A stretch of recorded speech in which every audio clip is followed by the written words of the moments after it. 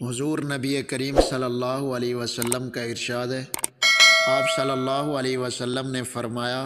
کہ بندہ جب مر جاتا ہے تو اس کے اعمال کا سلسلہ ختم ہو جاتا ہے، منقطع ہو جاتا ہے، کٹ جاتا ہے، مگر 3 چیزیں ایسی ہیں کہ ان کا ثواب انسان کو مرنے کے بعد بھی ملتا رہتا ہے۔ پہلا صدقہ جاریہ، اگر کوئی صدقہ جاریہ کر کے گیا، مسجد مدرسہ بنوا کے گیا، کوئی نیکی کا کام ایسا کر کے گیا کہ لوگ اس سے فائدہ اٹھا رہے ہیں، فلاحی کام ہے، تو اس کو صدقہ جاریہ ہے۔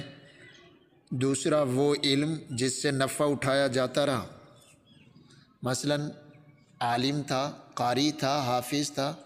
اس نے لوگوں کو تعلیم دی، لوگوں کو پڑھایا، قرآن حدیث کی تعلیم دی، سکھلایا، اس کے بعد وہ لوگ پڑھتے رہے، انہوں نے آگے اوروں کو پڑھایا، انہوں نے اوروں کو پڑھا، اس طرح کا یہ ثواب اس کے کھاتے میں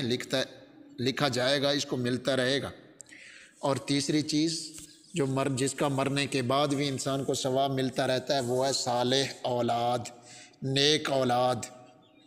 جو بندہ اپنی اولاد کو اچھی تعلیم تربیت دے کر جاتا ہے، نیک اولاد ہے، نیکی پہ لگی ہوئی ہے، نماز عبادت کر رہی ہے، وہ اپنی دعاؤں میں اپنے والدین کے لیے دعا مانگ رہے ہیں، تو اس چیز کا بھی اس کو ثواب ملتا رہتا ہے۔ یہ 3 چیزیں ایسی ہیں کہ مرنے کے بعد بھی اس کا ثواب انسان کو ملتا رہتا ہے۔